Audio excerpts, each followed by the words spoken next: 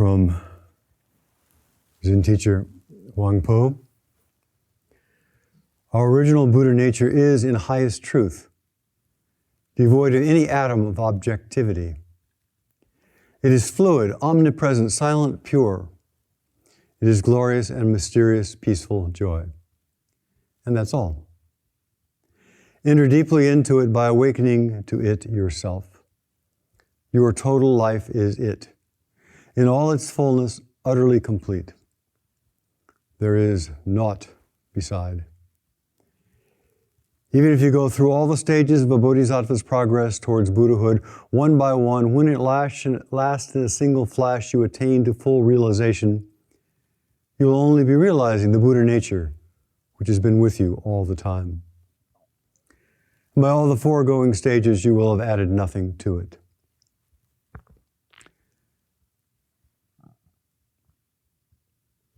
And yet, the years of practice will have many effects.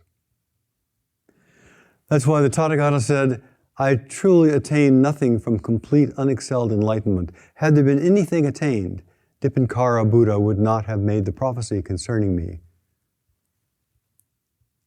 He also said, the Buddha also said, this Dharma is absolutely without distinctions, neither high nor low. We call it Bodhi. It is the pure foundation of awareness, which is the source of everything, and which, whether appearing as sentient beings or as Buddhas, as rivers and mountains of the world which have form, or as that which is formless, or as penetrating the whole universe, is absolutely without distinctions. There be no such entities as selfness and otherness.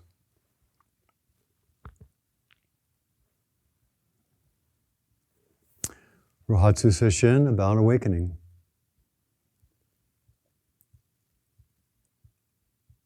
And awakening is, as we said, not about getting something, but about waking up and realizing what is present right here, right now. And then seeing it without the dense filters of our fixed beliefs. I mean, of course, they're part of it also, but we don't recognize that. We mistake our fixed beliefs for truth.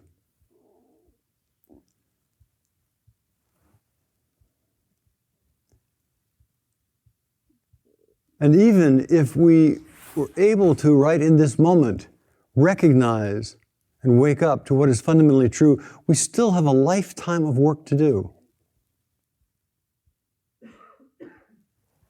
Why?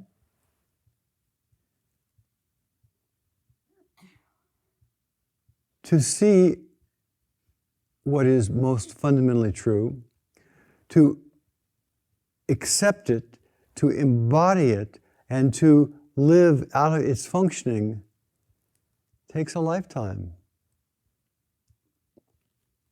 Our habitual habits, our habitual patterns, our habitual places are so dense that even if we recognize something that is fundamentally essential, we still have to keep practicing. And why do we say we still have to keep practicing? Because it is our life, it is our body, it is our mind, it is this present moment.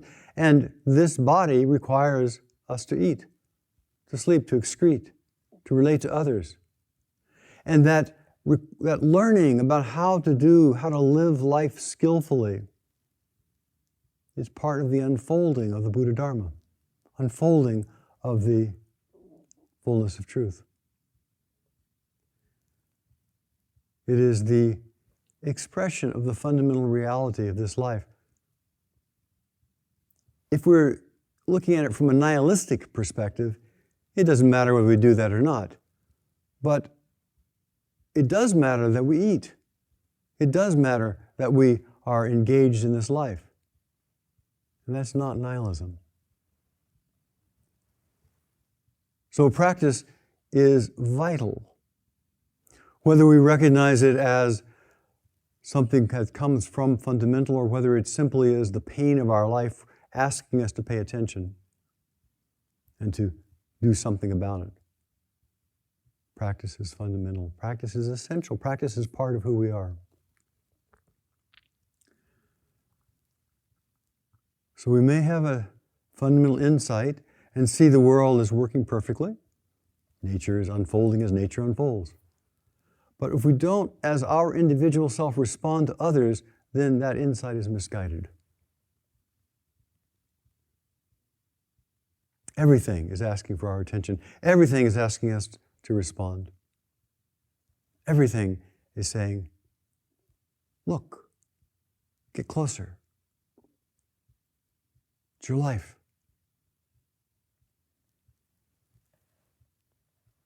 So Wang Po, the great Zen Chan master from the 9th century, kind of in the early stage of the early first half of the Tang Dynasty, says, our original Buddha nature is in highest truth devoid of any atom of objectivity.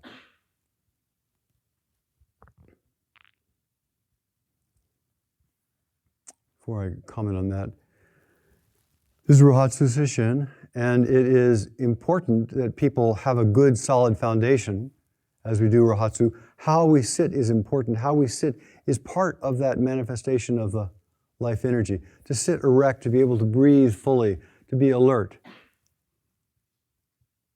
is an intimate part of practice. And most people who have been here many times realize that our posture reflects our state of mind. So to hold oneself erect without being stiff, to hold oneself with power without straining, is part of practice.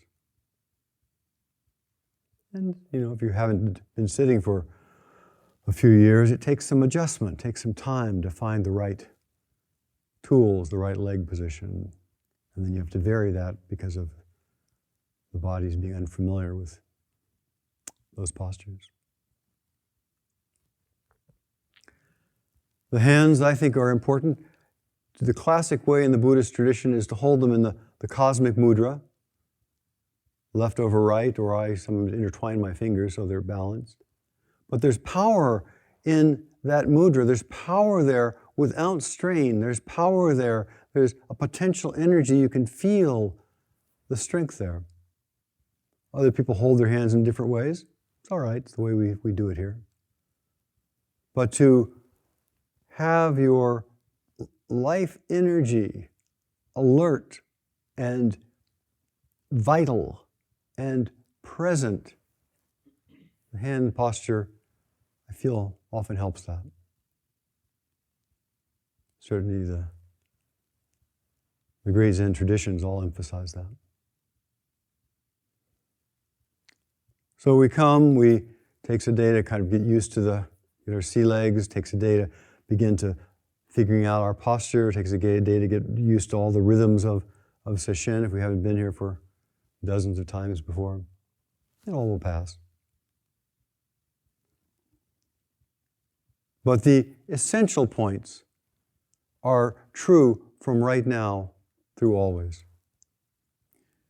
As Wang Po says, the original Buddha nature is in highest truth devoid of any atom of objectivity. Devoid of any atom of objectivity. Devoid of the slightest trace of objectivity. The original Buddha nature is not objective. Objective implies that somehow there's a truth that is out there, that's floating in the universe, that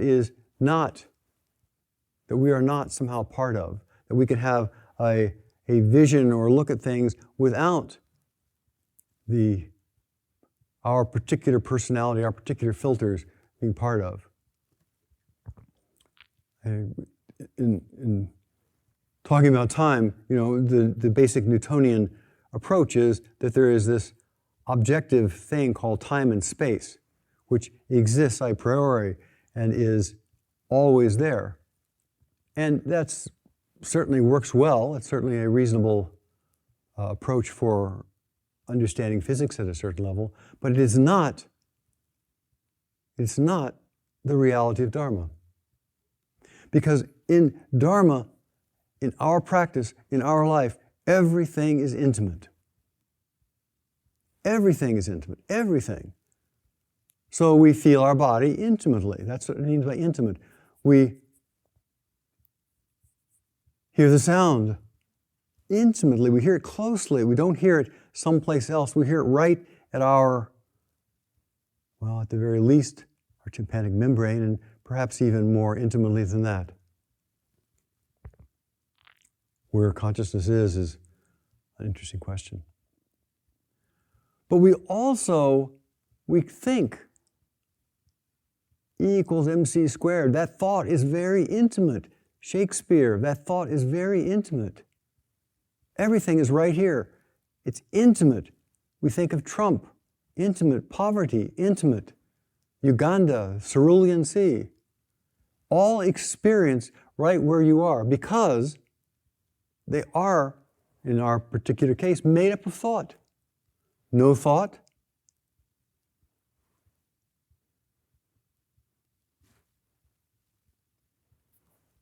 So the Dharma is intimate. We see intimately, right close. It's very close, we recognize that. The seer, the seeing, and the object are all one thing. They're all held intimately. Sound, hearing, the tone, all intimate, all right here. Well, it doesn't mean we can't use abstract thought, we can't use cognition in different ways, but it's intimate. It still is right here. We can't escape that. And if we try to investigate it and say, okay, can I see something outside of myself? You're still, the I, so to speak, is trying to see it. We can't escape that. So if we think of there are greedy people out there in the world, there are evil people out there in the world that are causing this, that, or the other, that very thought is right here. That very thought is intimate. That very idea is intimate. There is no evidence. There is no evidence that there is something not intimate, that not our thinking, our seeing, hearing, smelling, tasting, touching. All intimate right here. And as Wang Po says, the original Buddha nature is in highest truth devoid of any atom of separation. Everything we experience is a part of our life. We just imagine that there is a separation between the I and the object that is seen. But if we look closely, the I, the seeing, and the object, there is no separation. He says, it is fluid, omnipresent, silent, and pure. Glorious and mysterious, peaceful. And that's all. Enter deeply into it by awakening to yourself. Your total life is it in all fullness. Your total life. So it does not matter whether this is our first retreat and we're aching and complaining. That is, our total life is part of the great mystery, is part of fundamental awareness. It doesn't matter whether we have practiced for decades and have a clear sense of the interconnectedness of all life and a clear sense of the nothing but fluidity of all life and all things. It still is a fundamental expression of, I can't say awareness because that kind of implies my awareness, but fundamental reality. Now, if we carry that way a little bit far, we get into solipsism. We get into the kind of the idea that I am the only thing in the universe. The universe is all around me. There's just nothing but me. I mean, there is no way of contradicting that, but it's only half the truth. Because if we look inside and we say, where is that me? We can't find anyone in there. Who is it who's thinking your thoughts? Who is it who feels your pain? Who is it who has your worries? Who is it? What is it? And we look in there, we look inside if there is an inside, and we turn our attention in that direction, whatever direction that is, and we can't find a source. So, in a way, it's the opposite of solipsism. There's nothing in there.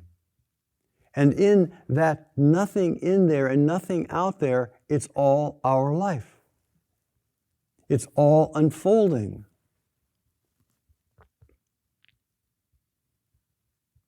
It's not nothing. It's not nihilism. It's all unfolding.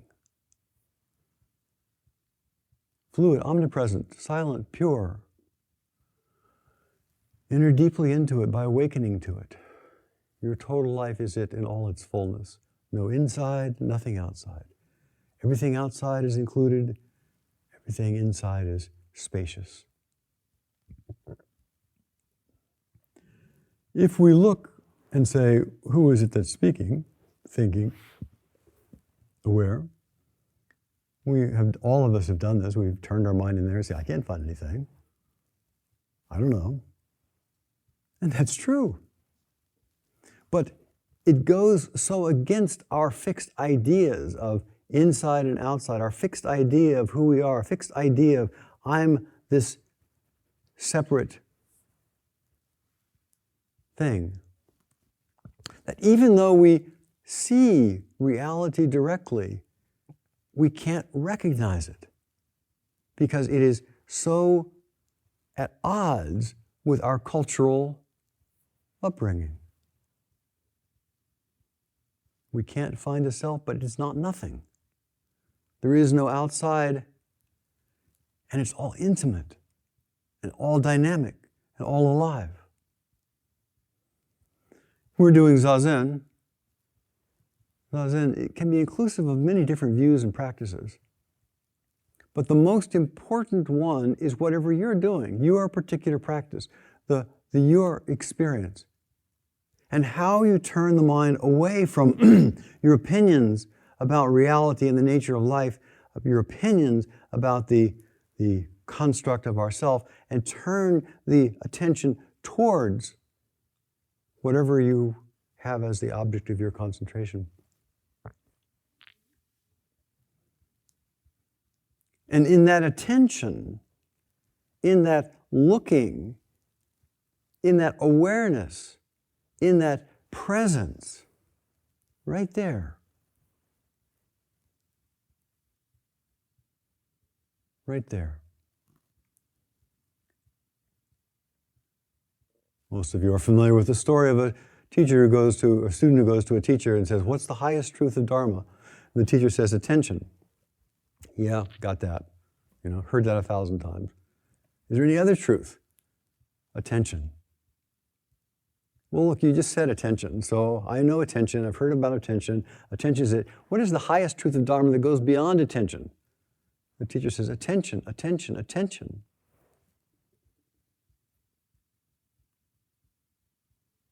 So pay attention. And we can only pay attention to our direct, intimate encounter with our life.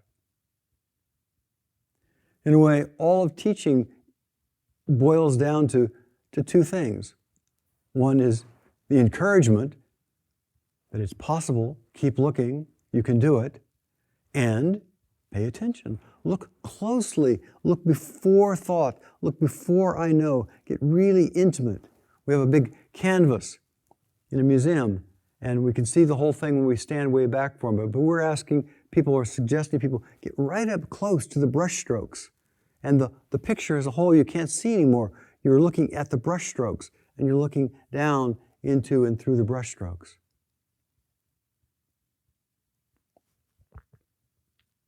And seeing the space, the isness which the picture occupies. Looking before I know, I am right, I got this, I understand. Looking before that is not ignorance. It's not some vague, duh. But it's most of the time we don't remember we're breathing. Our breath is doing just fine. It's the I don't know that is watching the mystery of the breath breathing us. It's the I don't know that says, wow, I don't know how thinking works. Pretty interesting. I don't know, but I will. I don't know how this meal came here, but I'll eat it anyhow.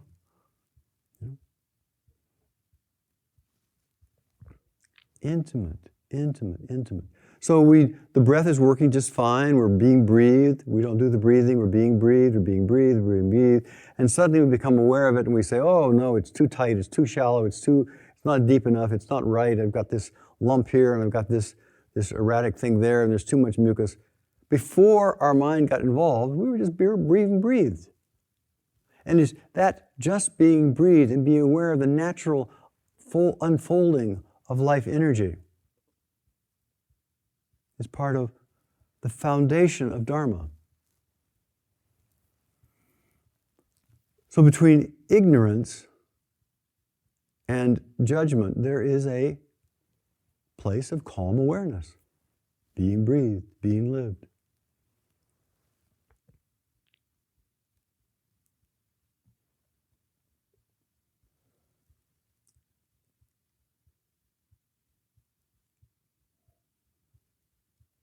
Wisdom is not about practice, not a matter of practice. We practice, and that's not about wisdom. In a way, practice is about the hindrances to wisdom. Practice is about turning our mind away from the fixed views, the concepts, the ideas that prevent us from recognizing what is most intimately true, from waking up. One of the big challenges that we all have, especially this beginning of a retreat, or perhaps the middle and the end of a retreat, is we keep thinking about the past. There's no experience of the past left. There's only memory. But we chew over those memories and we try to manipulate the memories and we turn them around and we think about them and respond to them in different ways and we remember them with nostalgia, or remember them with bitterness, or remember them with... And it's all the mind's machination. And while understanding the path and understanding history is great, wonderful, it has a definite place. For retreat, for seeing what is most fundamental, for seeing what is most thorough, it does not require history. I don't think that Will and Ariel Durant or William Churchill or any of the other people who wrote histories of the English-speaking people or the history of the world were wiser because they had all these thousands of millions of stories in their mind. They're really interesting. But for what we're looking at, for the place of liberation, it does not require history. It does not require us solving a past problem. We're here in Sesshin, we're here present in this room, and really we can't change the past. Only imagine. Imagine if only I hadn't gotten bopped on the head with a watermelon when I was 6, then I wouldn't be like this. And it's not future planning. Now, the most intimate future plan, of course, is how do I get myself comfortable? Next period I have a break, I'll go out and I'll get a little bit of tea or coffee and I'll walk and I'll breathe some fresh air and then I'll be comfortable. I mean, that's a minute form of planning. But we also start planning, we start analyzing, we start worrying about what may happen. Is Yellowstone National Park the great volcano? Is it going to blow up and explode and cause a cosmic or cause a volcanic winter for the next 6 years in which we'll all die from inundation and lack of green things growing? And the mind catastrophizes and spins off and spins off. And it might be a little catastrophe that you have, well, I can't pay my bill about this or that, or it may be, you have nuclear Armageddon or whatever. None of it's helpful. None of it's helpful. All of it's untrue. Whatever we fantasize about the future, it's going to look differently. The further out we get, the more it diverges from our fantasy. So we come to Sesshin. Two of the big disadvantage, the big hindrance is dropping the past and future. It's just a hindrance. And how do we drop the past and future? We don't actually have to start working on the past and working on the future and try to see how we can undo the bolts that hold us there. We just keep dropping it, forgetting it, coming back to the breath, coming back to sound, coming back to whatever your practice is, and just don't give it any energy. This not giving something energy is how it falls away of its own.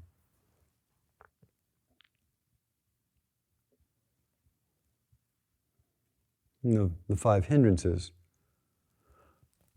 are like that: skeptical doubt, anger, restlessness, sloth and torpor, sensual desire.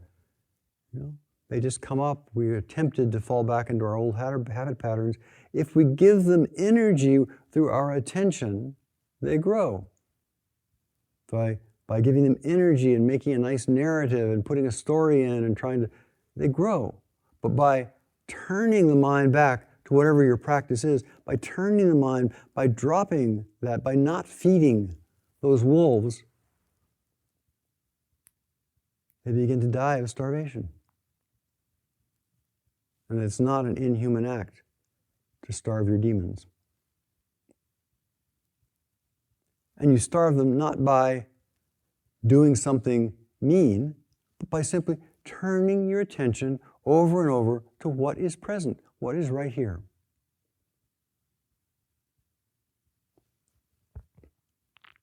The other challenge, the other hindrance at this stage of a sesshin, and probably throughout life, is trust. Our life will be lived regardless of what we think about it. Our life will be lived regardless of our opinion. This sesshin will go through it regardless of whether we like it or dislike it. It just keeps unfolding. Every day just keeps unfolding. We will be breathed whether we like it or dislike it, until the time comes that we stop. So the issue of actually trusting practice, actually trusting this moment, actually trusting that our life will be lived, to actually trust is a big challenge. We keep thinking we need to manipulate it, we need to do something else, we need to add something, we need to glorify it in this way, we need to change it to something better. There is no perfect practice. There is no perfect way in. There is no easy way in, because every way in hits our fixed beliefs. And anything that hits our fixed beliefs, there's friction until we let go. But if we trust our practice enough to pay attention, enough to inquire fully, enough to feel fully, enough to be really intimate with practice, then every practice is like putting a pin in a ball. Every practice keeps, if we go into it deeply enough, if we go into it, leads to the center. But as all of us have tried, we all know this from our own experience, we start, doing some practice, and then we think, well, am I getting what I want? Oh, it's too hard. Oh, this is not working out the way. Oh, I should be able to be, I'll try something different. And then we go off and try something different, and then we go through exactly the same cycle, and we try something different, we try something different, we try something different. In the Korean tradition, the Chan tradition, they keep emphasizing, come back, come back, come back, come back, come back. Every practice is actually inclusive. So if you're doing Well, every practice is not about getting. As I said, it's not about getting wisdom or realizing wisdom. It's about recognizing that because we have allowed the hindrances, the obscurations, to be drained of life. So each part of practice, each of us is like a hologram. That the hologram or Indra's net reflects every other part around, from one way of looking at it. So Huang Po says, enter deeply into the mystery by awakening to it yourself. Your total life is it in all its fullness, utterly complete. There is nothing else. Each of us utterly complete. Your life utterly complete. So counting breaths as a practice, utterly complete. Listening to sound, utterly complete. Working on a koan, utterly complete. Whatever we are doing, being breathed, utterly complete. If we're not standing outside of it, if we get in close and intimate to it, every practice is the flow of the universe. Whether if we're doing body scans and we get really intimate with body, we are becoming one with the whole earth. It's not separate. If we're doing koans and we're really working deeply on a koan requires that we are answer it from the inclusive oneness, the non-separation of reality, and then how that functions, how that plays out in our dynamic interactions. Some koans. So every practice is important. It's not as though there's a grade of practices. You start off by counting breaths and you end up by doing, Dzogchen with koans. Every practice has the capacity to help us recognize awakening. Now, it is true that because of our stubbornness, all of us have different fixed ideas and fixed views, and there's sometimes practices are assigned to us not because of its liberative capacity, but because of it might help us meet our ignorance or our stubbornness. There are many koans that you just cannot get close to if you're stubborn and righteous. And you have to let go of them. You have to meet a koan with a creative mind instead of your old habitual mind. Huang Po continues, even though you go through all the stages of a bodhisattva's progress toward Buddhahood, one by one, and in the literature there are 10 stages of a bodhisattva, there's 50 stages, there's lots of different evolutionary ways of looking at this. When at last, in a single flash, you attain to full realization, you will only be realizing the Buddha nature which has been with you all the time. We talk about sudden enlightenment because recognizing that things are as they are right now, recognizing the truth of what is here right now, is not a matter of slowly dawning. We see things. But to live it, to recognize it, to embody it, takes time. So we might have some insight and then it takes time to digest. We might have some awakening to what is and then it takes time to really learn how to function from that.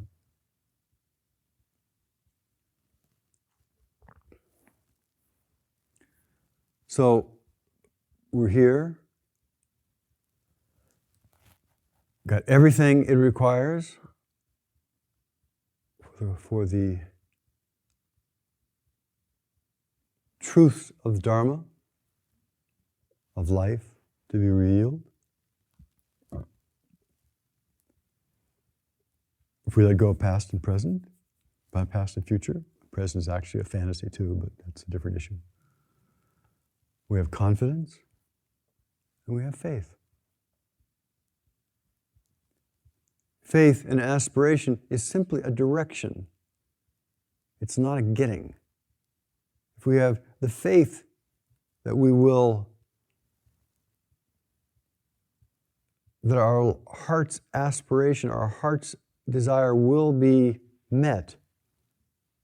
If we have that faith, then the universe will keep bringing us opportunities. Things come to us. We don't go to things. Things keep coming to us. Just like the weather comes to us. We don't make the weather.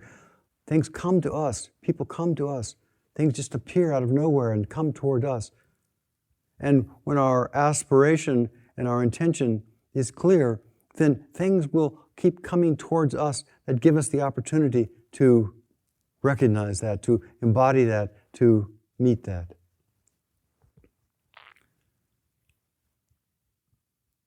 It's interesting to think about or to watch.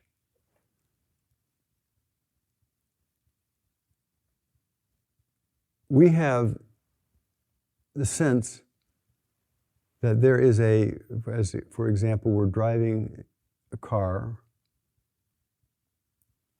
and we see a light post down the road. We watch it come closer and closer and get larger and larger and larger and larger and disappear.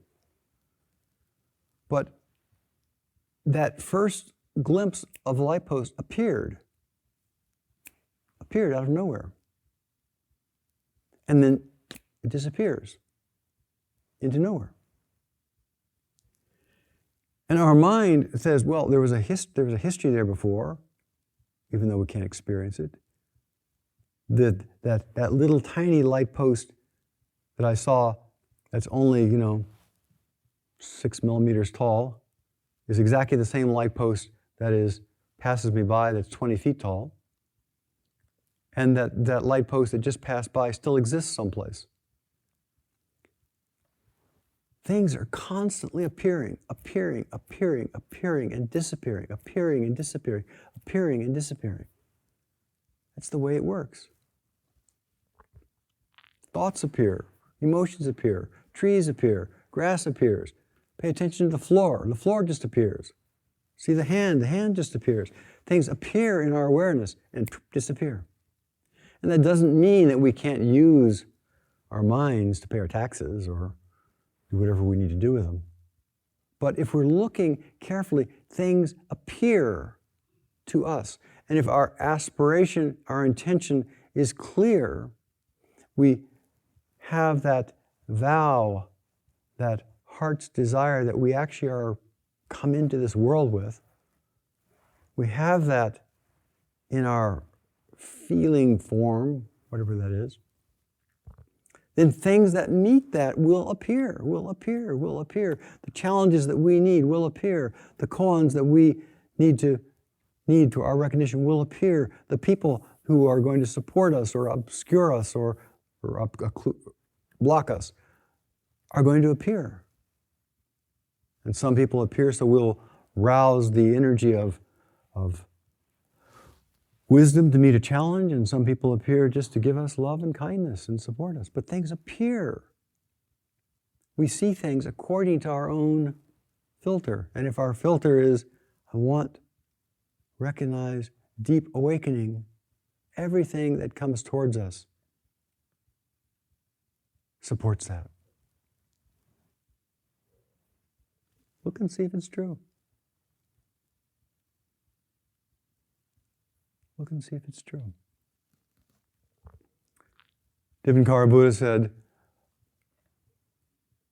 that this Dharma is absolutely without distinctions, neither high nor low. We call it Bodhi. It is the pure foundation of awareness, which is the source of everything, and which, whether appearing as sentient beings or as Buddhas, as rivers, as mountains, or as data of the world which has form, or whether not appearing as things that are formless, like abstract ideas, for example, which have no form, or as something that is inclusive of the whole universe, like space, the idea of space, time. The formless, the essential nature of the worlds of form, non-form, and desire, the essential nature of them intimate, and at the root, without distinction. At the root, without distinction. So we can see that root, we can know that root. And there are different ways of doing that, but the best one right now is to take whatever practice you're doing and become really intimate with it. And right there is the entrance gate to that root. And as those of you who know, the 10 ox herding pictures, they're about how do we get close to practice. So first we hear there's such a thing as practice, and then we have a particular practice, and then we do the practice, and then we finally become a little competent at the practice, and finally the practice we become so comfortable with it, and we're so proficient at it that it almost happens by itself, and then finally it's happening by itself all the time, and we forget the practice because it is doing us instead of us doing it, and then at some point there is just the flow of life, and then all the demands of life require that we respond to them. The 10 ox herding pictures are just about that.